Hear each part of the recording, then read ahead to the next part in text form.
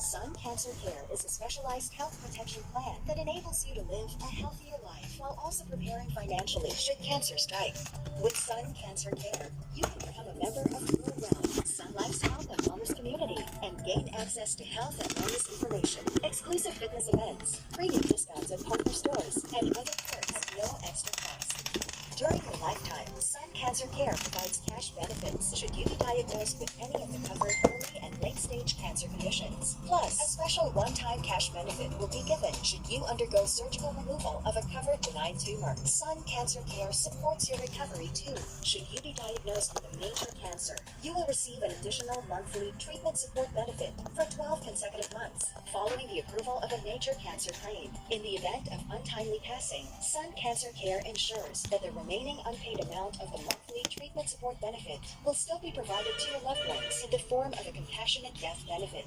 If you remain healthy and well, rest assured that you are still covered for life. Be confident knowing that your loved one's future is secure, as Sun Cancer Care provides life insurance protection until age 100. All these are payable in 5, 10, 15, or 20 annual installments. Be ready to take control of your health with Sun Cancer Care. Only from Sunlife.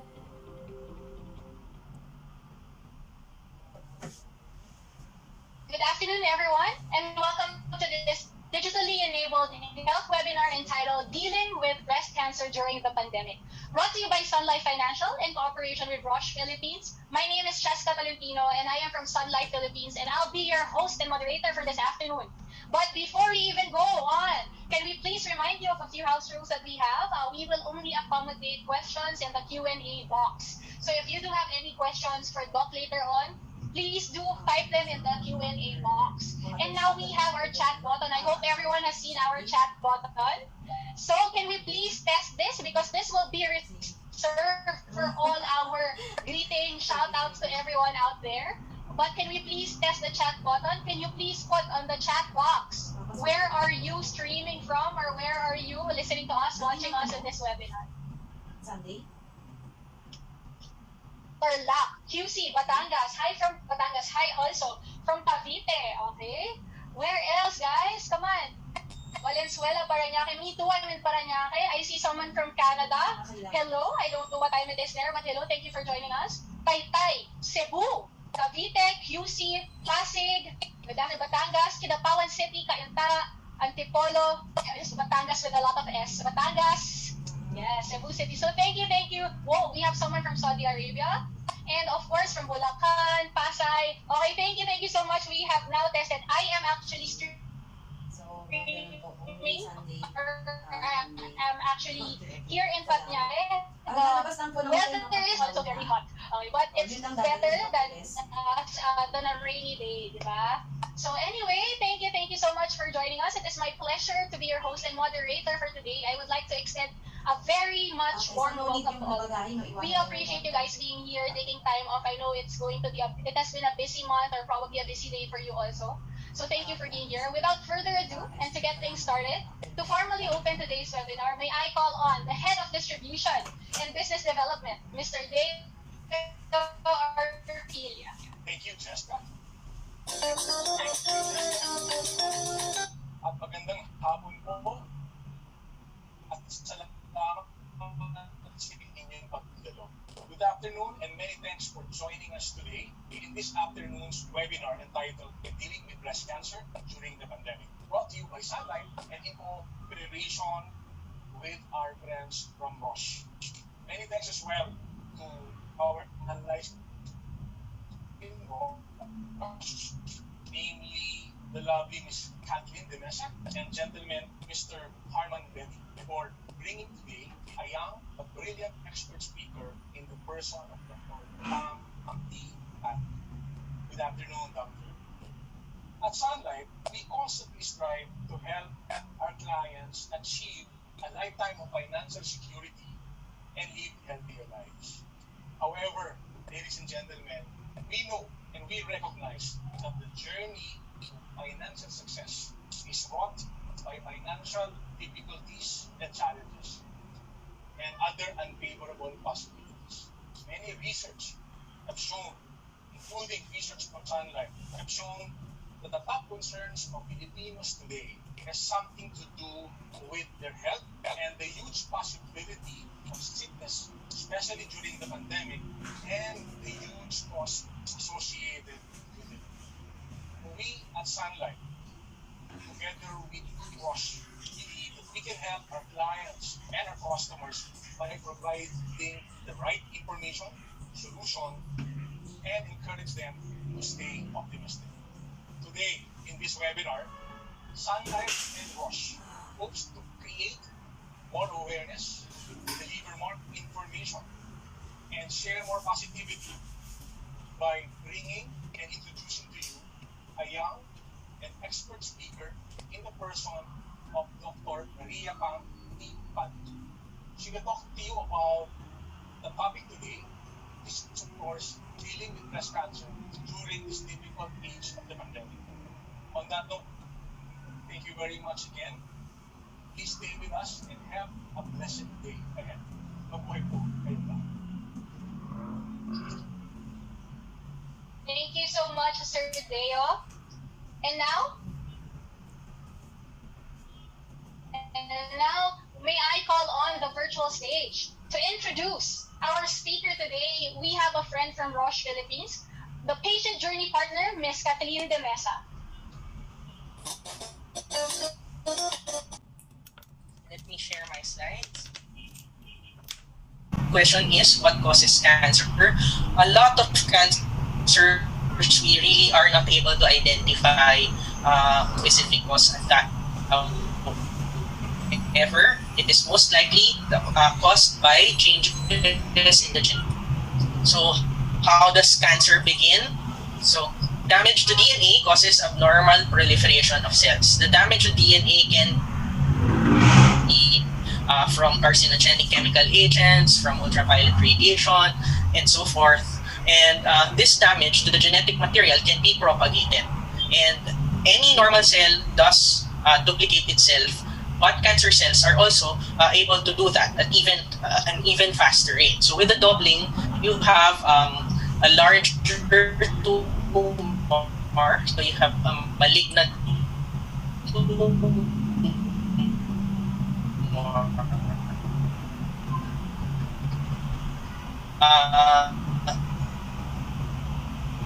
Cells reproduce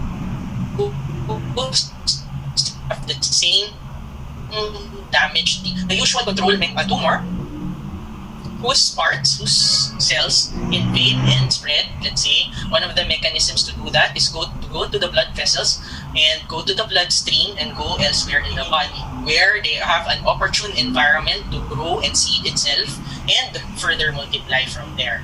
So usually cancers would go to the lungs, would go to the bones, and even to the brain or liver.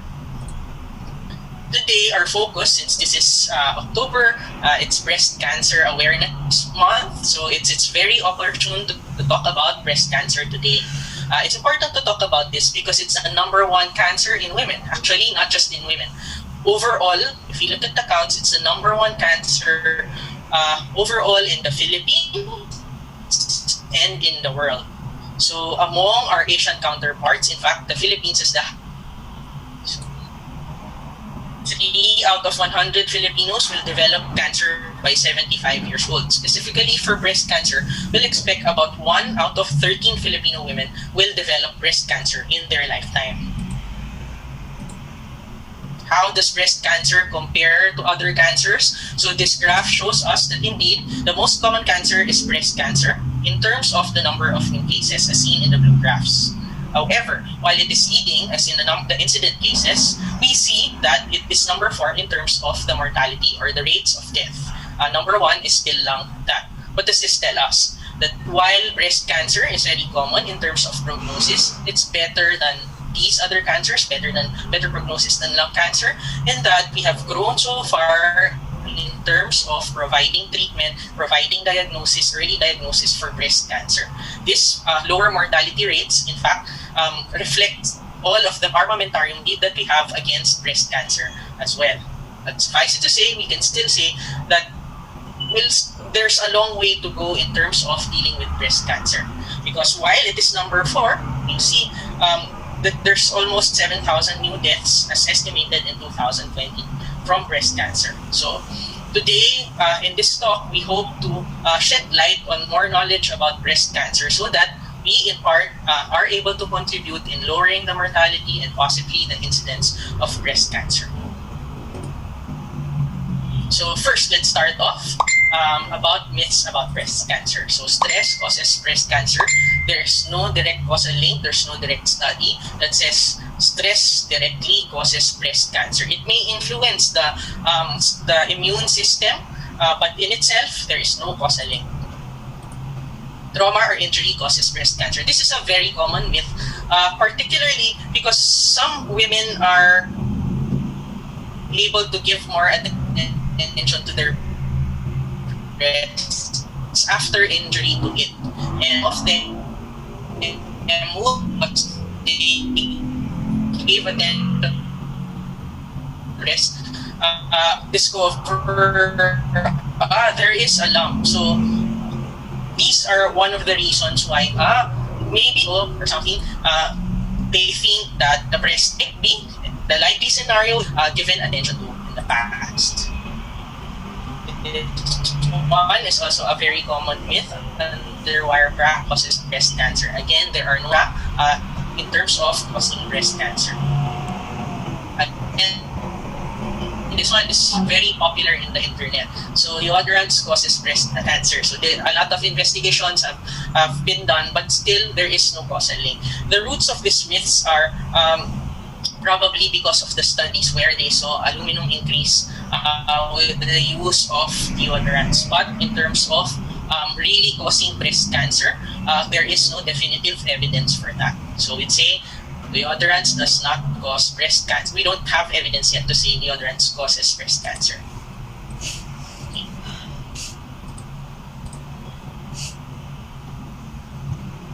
Now let's go to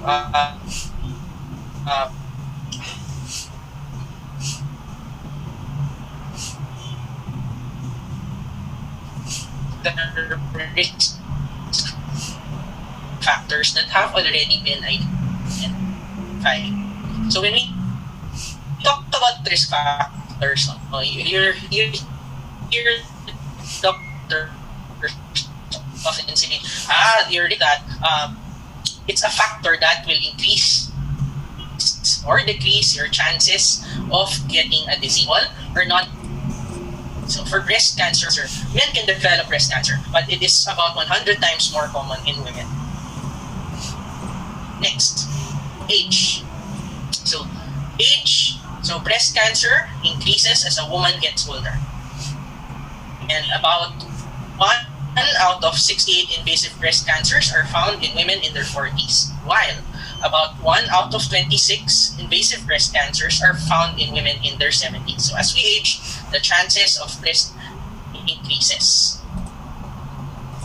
Genetic factors. So for genetic factors, about 1 in 13 breast cancer is caused by genetic factors. So inheritance of particular genes may increase the risk of breast cancer. The most common and something that you more likely would have heard about are the BRCA 1 and 2 mutations. This has been made popular by Julie when she talked about having breast surgery to prevent breast cancer. So Angelina Jolie has a known BRCA mutation. So it's one of the most common gene mutations among many others. Alright. So inheriting a gene like this from parents and having neither of this mutation could even increase the risk of breast cancer from 10 to 80%. Okay? Genetic factors are identified more and more, and we know now that genetic testing has been more accessible for us in the Philippines. Increasing access has also been closely followed by the decreasing costs for genetic testing. It's not routinely done for everyone, but those who are deemed at higher risk of breast cancer may be advised to do genetic testing. Next, another non-modifiable risk is personal history. So a woman with breast cancer previously diagnosed would have a 3 to 4-fold increased risk of developing a new cancer in the other breast or in another part of the same breast. So like personal history, family history, or having someone in mother, a sister, or daughter with breast cancer approximately doubles a woman's risk of having breast cancer. Having 2 first-degree relatives with breast cancer increases risk about 3-fold. So in general, the closer the family member to you in terms of relationship, and the more family members with breast cancer, the higher is its impact in increasing the risk for breast. And to note that this means that over 85% of women who get breast cancer do not really have a family history. While family history in itself increases your risk, we can identify about 85% of women who do not have a family history. This must be emphasized because often in the clinics we hear from patients who are diagnosed with breast cancer, Doc, wala naman po may breast cancer sa pamilya. Parang naman po hindi po yan totoo. No?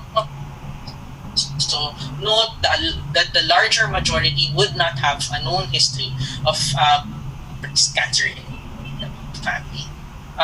Some women would have increased risk of particularly the chest. So the ones who would probably have had lymphoma in their youth, no, and had to undergo radiation therapy would be at much higher risk of breast cancer. So women who have had more menstrual cycles because they started menstruating at an early age, or they went through menopause at a later age, maybe after 55 years old, have a slightly higher risk of breast cancer. So one of the things about breast cancer is that the hormones the risk of cancer. Okay? So particularly estrogen and progesterone. So if you have menstruation early or stop having menstruation late, you then have greater exposure to the estrogens and progesterones.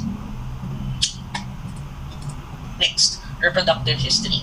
So having the first full-term pregnancy before the age of 30 and having many term pregnancies reduces breast. This has to be linked also with the number of menstrual cycles and the exposure to the hormone. So pregnancy reduces a woman's total number of lifetime menstrual cycles. And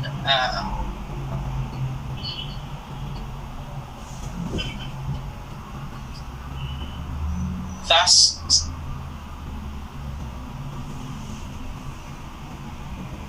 seen to on the risk of breast cancer, we can see that by the age of 30, 1 out of 227 women, there is the possibility of breast cancer in that age group, albeit lower than those who are older. Okay, so what then are the things that are modifiable breast cancer risk factors? So obesity. So being overweight increases the risk, especially after reaching menopause, if that weight gain took place during adulthood. Before menopause, the ovaries produce most of the estrogen and fat tissue produces a small amount. After menopause, when the ovaries stop making the estrogen, most of the woman's estrogen comes from fat tissue. And having more fat tissue after menopause can increase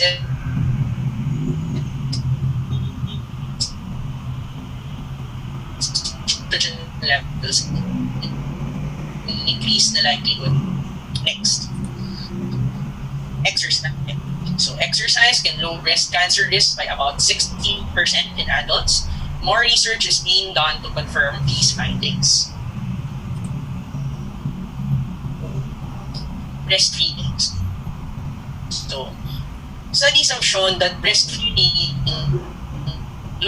lowers breast cancer risk,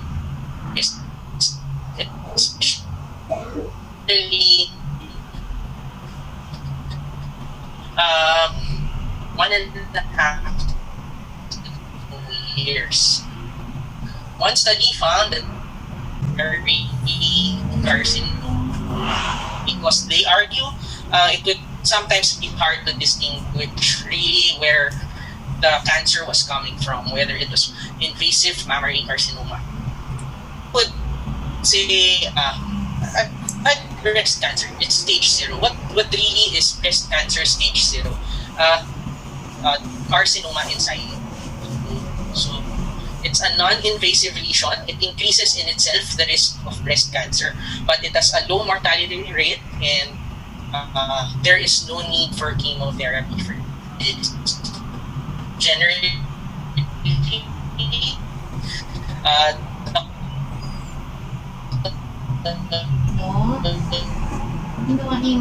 carcinoma inside this is what they call ductal carcinoma. It's strong invasive breast surrounding tissues. No? So you saw the breast anatomy earlier. They can go to the lymph nodes. They can go to the surrounding fat stroma, and the biologic behavior of the tumor. The reason for doing the need for chemotherapy is often dictated the biology also of the tumor and the stage of the tumor. So generally, the ones who would have a biology of the tumor which are as part of their treatment regimen. Okay, so what are the signs of breast cancer? No symptoms when the tumor is small and is most treatable. When it grows inside, so breast. So you must understand that the clinical breast exam in itself provides false reassurance and delay in cancer diagnosis. A lot of the early cancers cannot be found by clinical breast exam alone. No? This is relevant because some patients would say, ayaw ko mag-mammogram, masakit. No? So, but you must remember, clinical breast exam alone may miss a lot of cancers. Of women with cancer, about 17 to 43% has negative breast exam. Tapos sasabihin Monday pa, kainis. Breast self-examination can be done, and you can also have clinical visits for the breast examination. So the entire breast from clavicle to the sixth rib, the inframammary fold, should be examined. Always, this one is part of the examination in the axilla. And examination. Gagawin. Puro kain tulog dito, nood ng mo, be. Generally, it is very easy to do, and the more you get to practicing it, the more familiar you are with your breast, and you will be able to quickly feel any change, and such changes you can consult earlier on. Okay? So it can save your life. A lot of patients now come in with a very, very early stage of breast cancer, particularly because of increasing awareness of breast self-examination. So shown in this picture, the means by which you can increase, the positions by which you can increase the yield of your breast self-examination. You can put your arms up like that or like that. You can do it while taking a bath in this position in number 4, and you can also do it while you are lying down. So what are the things to look out for? So you should inspect the skin for dimpling, erythema or redness, edema or thickening. So it feels thick, it feels swollen, and somehow different from the other breast or the surrounding areas. Or to the nipple, if there's crusting, as you saw in the picture earlier, or there's dimpling or change in the symmetry in the orientation of the nipple. And if you look at the mirror, it's easier to see if there's some asymmetry.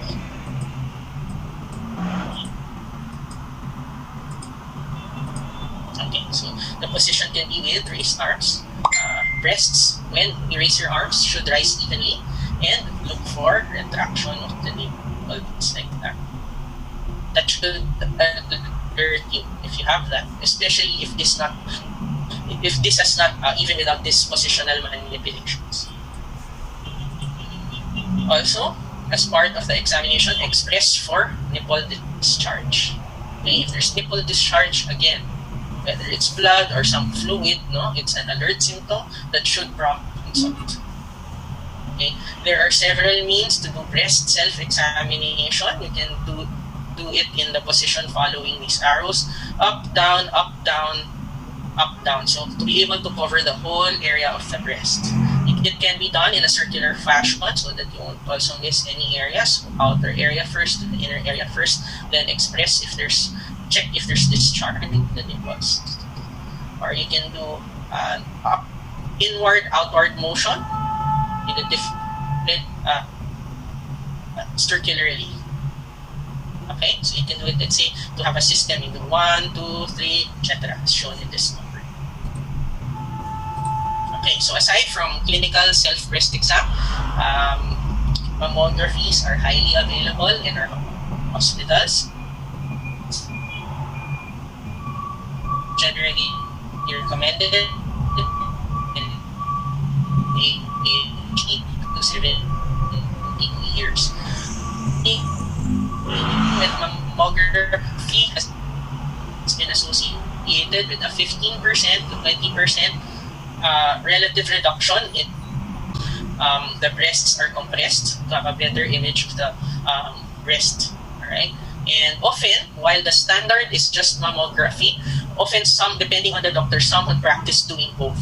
And sonomammography or your ultrasound is complementary to what the mammography can find. So sometimes the doctors would correlate the findings in one over the other to increase the yield of catching breast cancer. So generally, if you ask, maybe mammogram is sufficient to complete the procedure. Okay? The compression, which is the fear of a lot of women, masakit, no? Generally, the compression lasts for about a few seconds. Sabi mo? Alright? So I do not expect you to read the images of your mammogram. Just to give you ano ba? Yung mga damit ko kasi nilalaban ko na. A visual overview. So alert findings would be a clustered pleomorphic microcalcification. So in your X-rays, often if you see something too wide, no, this can be attributed to calcification. So here you have different configurations like that, and it's described as clustered pleomorphic microcalcifications.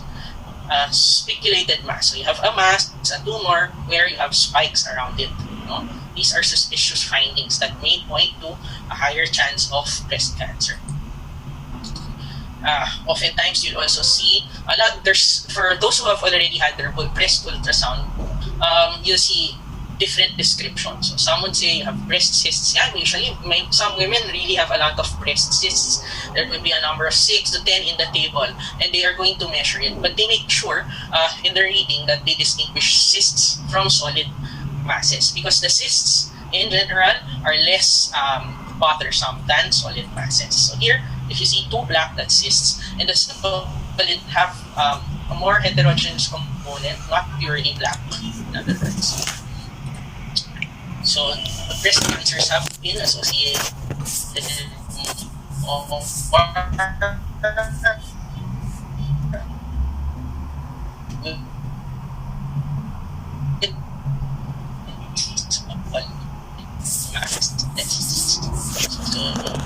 usually vaccine, you didn't get anything and you just do the recommended annual mammogram starting at 4 years old. What if there's a lump? Do not panic. 80% of solid masses are not cancers. But the best way to alleviate anything is to let your doctor right away find out anything that is unusual in your breast. No? I would expect a lot of patients nowadays would Google already what the solid mass means, what the cysts mean, and they will go to their doctor saying, Doc, bakit ito mukhang cancer to, no? And a lot of them would have a good idea. But often, after all of these, you'll have to consult your doctor and talk about your fears if you have any, talk about your apprehensions if any. Because again, remember, a lot more of the solid masses are not cancerous anyway. So sayang lang sa panic. If it is cancer, this is another important thing.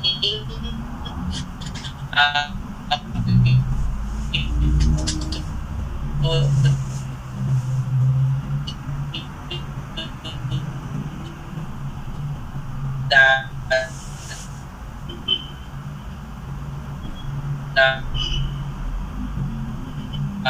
risk of cancer is very high. It's the most common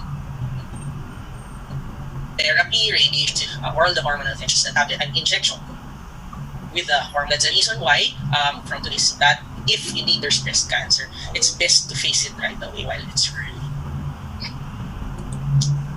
Okay. So triple test approach. You have your clinical breast exam. May nakakwentuhan ako sa ano. Confirm sa by airport ng imaging Dubai. studies, the imaging study Sabi ganun by daw RADS, yung so it's nangyari. generally the scoring system prescribed by the radiologists. The doctors will read your mammograms and your ultrasound. Galing siya ng Paris, France. The higher the Ano, grade Paris? and the score, the viral score, the higher the chance that you are looking at malignancy or Sabi cancer. yata. And the diagnosis does not stop there. Always the gold standard is to confirm with a biopsy. May nagpayo daw sa kanila na Okay? If all of these is concordant, pati and asawa all of niya. these are done together, there is a less than 1% chance that malignancy is May anak na missed. sila, 3 years old na. Kaya sabi ko, sige, bibigyan ko ng maraming Rogen E. Okay, so diagnosis, how do you diagnose breast cancer? The standard of care now is to do a core needle Ay, biopsy. kamahalan pa naman yun. Alright? So in the previous slide, there's a bit of mention of fine needle aspiration biopsy or Huh? core biopsy. Okay. But it's best now Ano? as a standard is to do a core needle biopsy. Core needle biopsy Rogen E na daw yun. means that you have a bigger needle used compared to the usual finer Parang hindi daw needles. pang pagana sa ano. This allows for us to get more specimen from the breast. What is the problem with fine needle biopsies? No? So before maybe a decade back, it was acceptable to just do fine needle biopsy. Nagumpisa mo ang asawa niya. But now, Kaya because huwag mawala ng pag-asa, imagine mo, pitong more or taon less sila. the characteristics of the cancer, the biology of the Pag may naisip ka pa na papabili ha, sabi mo lang. cancer Alam mo and kung how natulog to kagabi. or core needle Bastos na, biopsy. 2:30. Minsan, some would, because of Sabi nakakatulog. resource constraints, would just have Pagka fine needle done. Sometimes your doctors, your oncologists would in turn request a repeat biopsy. So it's important at the onset to get enough tissue for the testing. Walang imbitasyon ngayon na gumala. If the lump is ignorant, Saan? Mo? Saan naman yon? Baka sa parte na naman nila ano? Swere? right? Yung So, mga palipandas? diagnosis, Ay. this is emphasis of medical Punta ka na naman colleges, doon, ha? the different Libre-libre ka, societies ha? in the Philippines that are discussed around. Kung yung libre ka doon, So multidisciplinary teams are essential for patients. Actually, for most of the cancers, we advocate ano sabi mo? that it is non-disciplinary teams. We believe that there will be involvement of Ako ng ano eh. different specialists and stakeholders. For the specialists for breast cancer, usually you would have a surgeon, a medical oncologist, a radiation oncologist. You'll have your pathologist, a nurse, no, and other allied medical staff. And Naku subukan mo this lang. Subukan mo. Maraming matang pusa dyan. Kahit wala ako dyan, very good. more characteristics. Maraming mata. Subukan The lang. stage information Very and good. other risk factors of the patient, and specific Baka maganda mo requirements yung si Khalil, harbayan na ako ng... where it's very much amenable to surgery at once. A lot of the patients then would have surgery up front. But times have changed. We've known a lot more about breast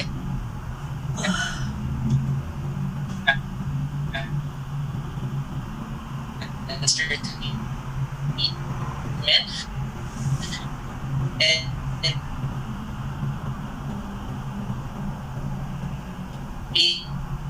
it is on Problema nito, baka magkaroon ako eh. Delay na ako ng 2 days. Wala akong napkin dito. Ano bang nakalimutan ko pati suklay?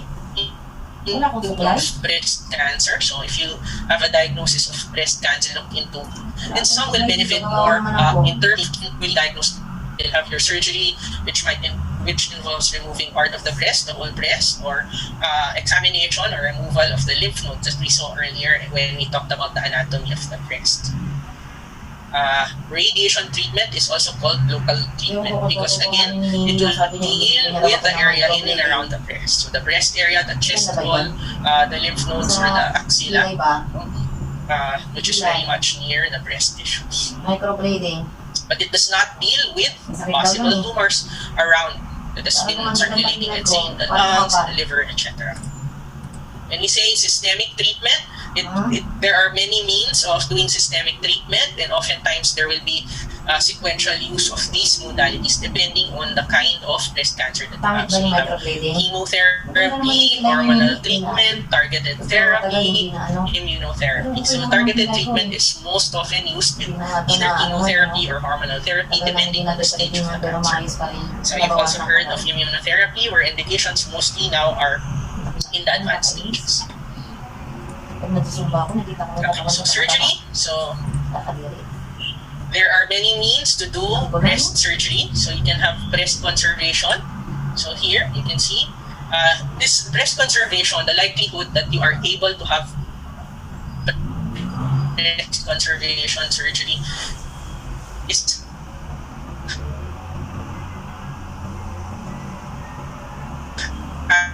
higher if the cancer is detected early. So the smaller mass will allow the surgeon to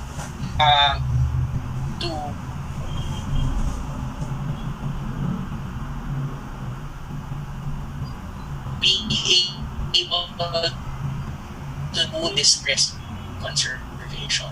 But you see here is the usual that you will have, the version where the entire breast is removed, all the lymph nodes are removed. Surgeons have a plastic surgery. As breast cancer later on, invasive breast cancer later on. Stage 1 cancer in the breast tissue tumor is generally less than in the breasts. For stage 3 cancers, those who have tumors larger than 2 inches across and with extensive spread to the lymph nodes or nearby lymph nodes, and possible dimpling or changes in the skin. And stage 4 cancer will have spread of the cancer beyond the immediate region of the breast, so spread to the brain, liver, lungs. Oftentimes, a lot of patients are scared when we say it's stage 4 breast cancer. I agree. It's very scary to hear stage 4 breast cancer. But I always say to patients when you talk about cancer, when we start disclosure of cancer, I always say, number one, not all cancers are equal. So particularly for breast cancer, we have so much treatments and options for treatment for breast cancer that we've really prolonged the life of patients with breast cancer. So we've done well in terms of reducing the risk of recurrence of those who have breast cancer stage 1 to 3, and those who a diagnosis are stage 4 or will have recurrence of breast cancer. We've prolonged the life of breast cancer patients much more than we did in the previous decade. While I also say not all breast cancer stage 4 cancers are equal. It's important to highlight that because some, especially a lot of Filipinos, will be discouraged starting from the word cancer, and even more if they hear stage 4. But it's important to emphasize we should not stop at that. We should always explore the options because we can still go a long way in terms of treatment. Okay, so let's go to the other systemic therapy modality. So chemotherapy. So essentially, chemotherapy uses drugs to kill cancer cells anywhere in the body. It's usually given intravenously or sometimes by tablets, capsules. And it may be done after surgery for the chance of the cancer coming back. In women with advanced breast cancer, chemotherapy can help control the cancer's growth.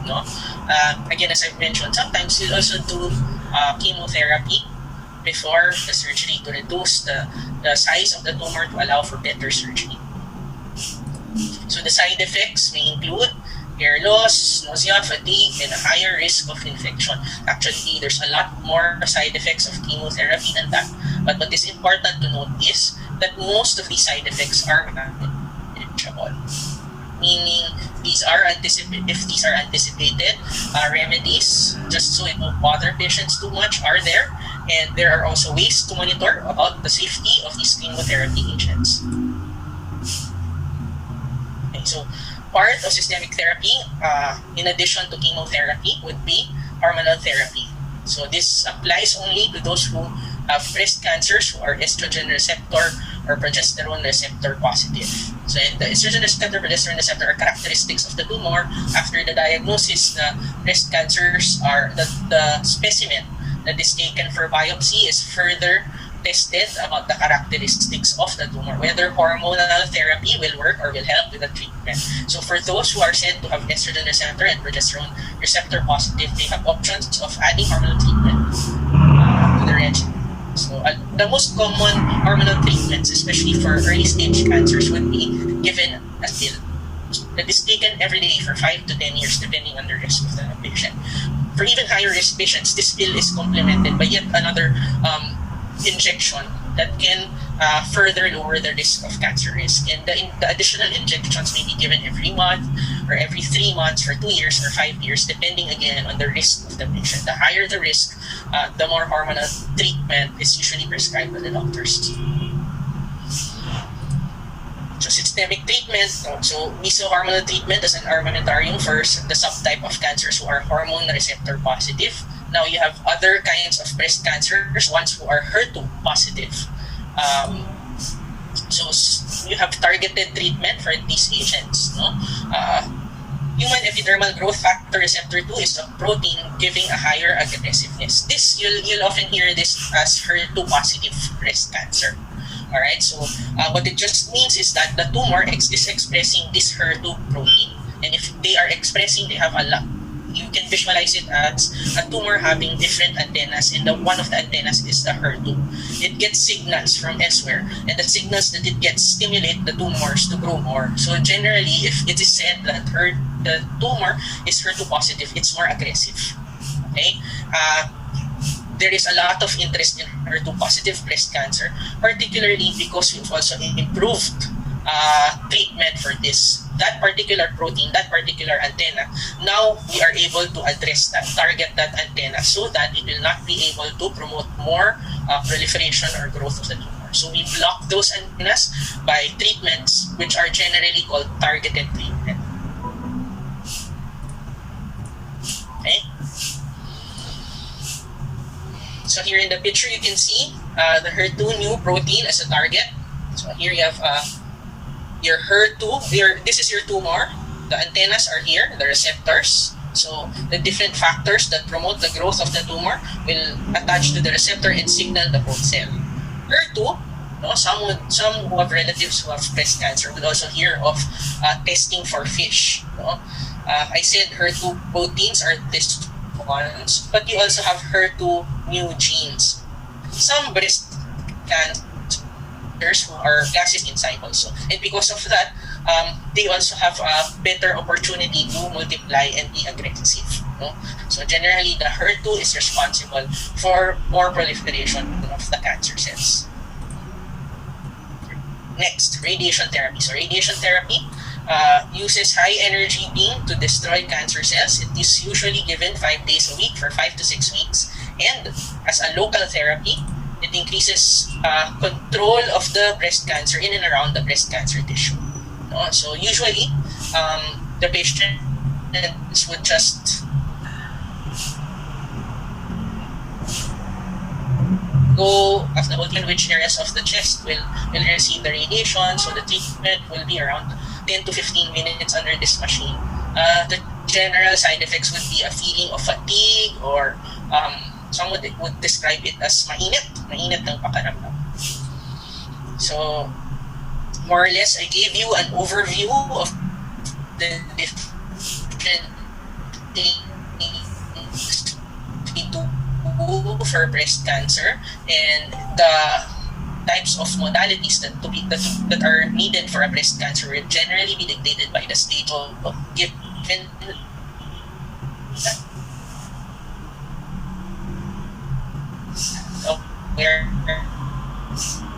awareness, no?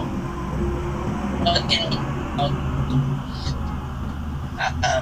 first, if you are age 40 or older, get your yearly breast cancer screening tests. Whether mammography alone or mammography history and tests per year, or might even need breast. Generally, have a healthy lifestyle. So get to and stay at a healthy weight throughout your life. We've mentioned alcohol as a risk factor, so have no more than 1 alcohol drink per day. Eat 5 or more servings of a variety of fruits and vegetables every day. Limit processed food and red meat. Choose whole grains over processed grains. So this as a guide, for those who really insist to have alcohol every day, the allowable would be 44 ml of a hard drink, 148 ml of wine, and about 355 ml of beer or wine cooler. And of course, fruits and vegetables.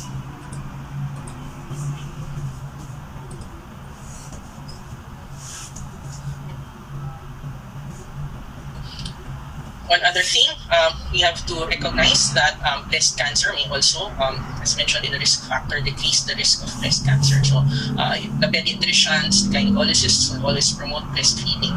In a way, in addition to the benefits for the children, it also allows for reduction of breast cancer risk.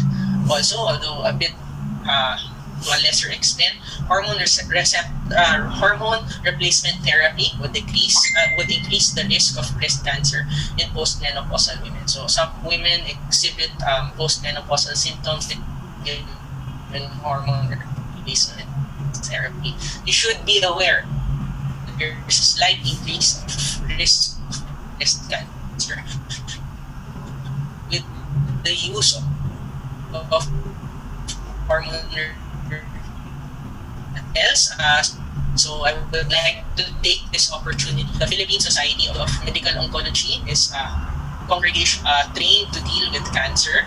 The website address is psmo.org.ph.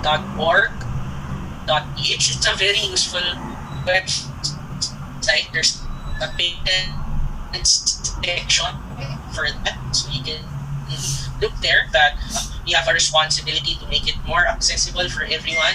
There's a part there in the site that will allow you to look for a medical oncologist near you. So by location, what hospitals that doctor is in. So I hope you get to visit that if you need. So we also have outreach programs. You can see the volunteer programs for there. It's not only for doctors, but for anyone who's interested to volunteer. For those who are in Facebook, no? Siguro a lot of us are in Facebook. We also have a separate Facebook page. It's Cancer Experts, Philippine Society of Medical Oncology. Again, you can see our logo there. This is a very nice Facebook page because there are a lot of infographics there talking about cancer, how to prevent it, so general knowledge about cancer. It's a really fun Facebook page. I hope that you can visit it. So we would appreciate also if you could share the posts that you think are relevant to your friends. No? It's in facebook.com/Cancer Experts Philippines. Actually, a quick search of Cancer Experts Philippine Society of Medical Oncology. You can also see that. Okay, so with that, I end this talk. Thank you. Thank you so much, Dr. Pam. I know that you have shared so much already for all of us, and ayan, maraming mga nagte-thank you. But of course, if on top of that, we have a Q&A already. And thank you to those who have entered or at least chatted their questions already in the Q&A box. But let me just share with you what I gathered. Siguro more than everything else, ito yung mga nag-top of mind sa akin, is that 3 out of 100 Filipinos develop cancer. And 1 out of 13 Filipino women will develop breast cancer. And I think paulit-ulitin sila also in terms of screening, in terms of finding out early or yung early diagnosis natin, the earlier, the better. And so, Doc, please indulge us. Sorry, I think it's my connection. Naalala mo ba na gamit yung coins mo nakapagpadala ka? Okay, Nagpadala ka please na. indulge us. I will ask you a few questions. Sure. Here. Yung code naman ma-receive mo sa email mo, di ba? Ganon. First question. Ano po ang pwede nyo may suggest na test para malaman if you're already developing breast cancer? And what is the preferred age for testing? Okay, for the general average risk individual, meaning Saan wala papadala mo? siyang mga known mutations that are able to cause that increases the risk of cancer. Magkano papadala The mo? preferred test is mammogram at the minute. That's the standard. But sometimes it would help to add breast ultrasound. Kasi some of the leaders would say, suggest correlation May pera of ka breast ganon? Pautang ultrasound naman. with the mammograms for those who have findings that are equivocal, not too clear if it's cancer or not. So sometimes they would request breast ultrasound. A lot of the hospitals now give you a package na mammogram with breast ultrasound. It lessens your hospital visits and the correlation of both is actually. Ano ba nakausap ko yung best friend So, ko? kasi may nagtanong din po dito that if is breast ultrasound considered breast cancer screening? So yes, it is, but sabi mo nga, Doc, no, that it's better that both will be done. So mammogram and breast ultrasound at age 40. Now, there's also a question in relation to that. Tawa-tawa lang ako. So according to this first one, the ultrasound daw showed that there's a benign cyst, pero lumilipat-lipat daw yung cyst. Is this something that she should be alarmed about? Or no need naman daw mag-worry? Okay. Earlier on, I talked about the difference between breast cysts and solid masses in the breast. No? The cysts are less alarming. No? So mostly, they're associated with hormonal changes. No? And pag lumilipat-lipat, alam mo, wala lang chance. Ako, in general, may recommendation for those. Eh di narinig mo ba yung kwento ko kanina? Narinig mo?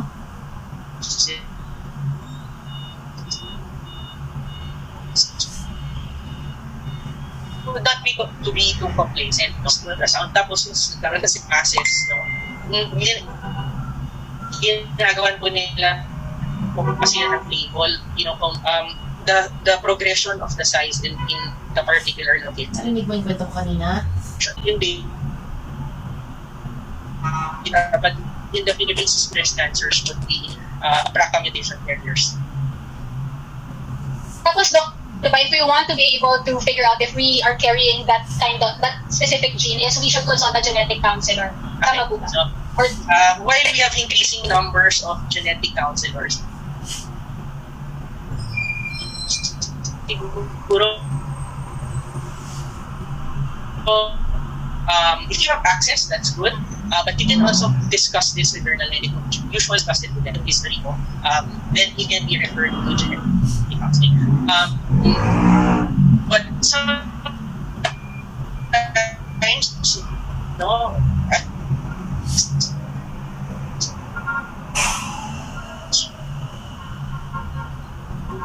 you can adapt from maybe a genetic counseling master's program, like ilang years pa yan. So, konti pa lang matapos. So, Nation Hospital yung bagay. may isa pa interesting question, Doc. So why do you think daw that breast cancer statistics is high, or the number of breast cancer, those who have been diagnosed with breast cancer is relatively high here in the Philippines? So, compared to our Asian counterparts, we are highest. Largely, a lot would attribute it to our diet, fatty, unhealthy diet leading to obesity. So, a lot of the data on cancer with risk factors gaya ng obesity are increased in Asians kasi pareho daw tayo ng Americans, more or less in terms of influence sa diet. So, syempre, as our a lot of jobs, a lot of computers, ganyan, medyo yung immobility ng mga tao, lack of exercise, these are can contribute. But in general, they are attributing it to the similarity of our diets. Oh, fast food pa more. Ayan. Another question po, Doc. Ang question dito actually in general na lang, nakaka-cause daw ba ng breast cancer ang pills and other medicines that they're taking in for other types of mga sakit? So another one is, ang adenomyosis, PCOS, mga reasons. But would it cause breast cancer? Simply rest evidence for hormones na yung mga may progesterone estrogen combination no, would be if they are used most especially in post-menopausal women for combination, less yung effect niya, no? But if they are used, it is advised to have regular monitoring as near as. Pero clearest in evidence yan for post-menopausal hormone replacement care. Doc, siguro marami pong questions about this. But if there have been mga cysts na nakita sa kanila, nagkaroon na ng excision previously, would that equate to having cancer na agad? No. Would that also automatically, hindi naman po? So we distinguished well earlier on yung mga cyst fluid yung laman niya. So hindi siya yung cancer.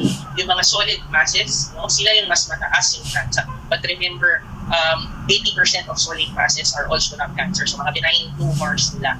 So yun, hindi rin yun. But again, I remind you, hindi porke may prior history na of benign tumor. Marami ko nakikita ganun. Because syempre, the patients I see are the ones with cancer. So in hindsight, nakikita ko some of them nagkaroon na kasi sila ng mga fibroadenoma. These are generally benign tumors. Meron lang konting exception ng mga high grade na nag-i-increase ng risk ng breast cancer. But for the most part, itong mga benign tumors na ito, natatanggal, no need for follow-up later on. Pag nagkaroon sila ng breast mass uli, parang isipin, parang dati parang hindi naman po ako, Doc, natanggalan naman ng fibroadenoma 3 times eh. So this one, I thought pareho lang. Yun. So just be careful, just still fulfill your regular sleep. Doc, pero dito ang two-pronged, magkamag-anak na tanong. Ang question nila actually is, paano daw if already nagka-breast cancer sa right breast, tapos it was technically treated already, would it happen also on the left breast? And another one is, after mastectomy, there was a breast reconstruction. Is there a possibility of recurrence pa din sa same breast? Ayan. Okay. So, Very good. the first one, sorry, ano ulit first? The first one, yung isa daw po would be, because it was would in the future daw ba, would it be on the left side? Okay. So, yung breast cancer on the other breast, no? So the ones who have a history of Hindi na nakakain mo.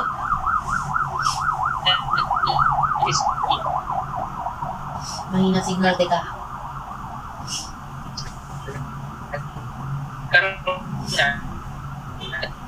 Ang ibang makakapagtago, may iba dun sa mga pumalat na micrometastasis elsewhere, hindi na kaya. Meron silang sariling resistance mechanisms dun sa alam nating mga gamot. Sila yung likely ulit cancer. Hindi siya parang lumitaw lang basta doon. A breast cancer recurrence comes from yung naka-escape na micrometastasis elsewhere. Kunwari, tumira siya ng konti sa lang, maliit pa siya. For several years, monitor ka ng monitor, wala. Pero at a time na parang na-take advantage ng immune system mo, dumami siya in that particular area, tapos nag-spread na siya elsewhere, doon na yung breast cancer recurrence. It's probably a residual of something na hindi na talaga ng whatever modalities that have been practiced. Wow.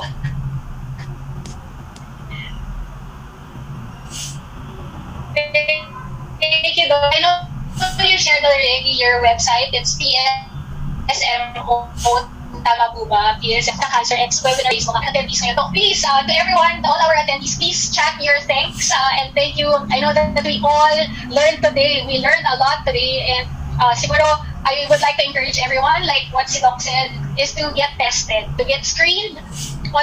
Actually, na-trigger na ako kanina, Doc. I actually made an appointment already for my ATE. So finally, mangyayari na, tumapang na ako, pupunta na ako, magpapa-ATE na po ako. Ayan. So thank you so much. And ayan, ang dami thank you. Thank you. Thank you everyone for the time. Thank you for listening. Thank you Sunlife and Roche. Thank you so much. And of course, I know that you guys went through so much already and learned a lot. Ayan, ang dami pang nag-relay. Ayan, ang dami pang nag-message. So I hope you can see that. And at the same time, we really hope that you learned a lot from this afternoon's wellness and a health and wellness webinar that we brought to you. And you have already been aware of what to do in case of anything related to breast cancer. And we encourage you to get in touch with your primary physician to be able to get tested and at the same time get all the answers to your questions in relation to cancer. And of course, for us, we encourage you to get in touch with your financial advisors should you finally decide to get protected from both your health and your wealth. And I would like to thank all of you for this opportunity to make me your host, and thank you for your presence for making this health webinar very successful. Okay? Again, let us thank Doc Pam, sobra pong salamat. Thank you for a very enlightening session with you. So again, this webinar has been brought to you by Sunlife Financial in partnership with Roche Philippines. Thank you all again for joining us, and we wish you a brighter weekend, long weekend ahead. Yeah. Thank you so much. We're just going to play one more song, and then we're going to close this Zoom webinar now. Thank you.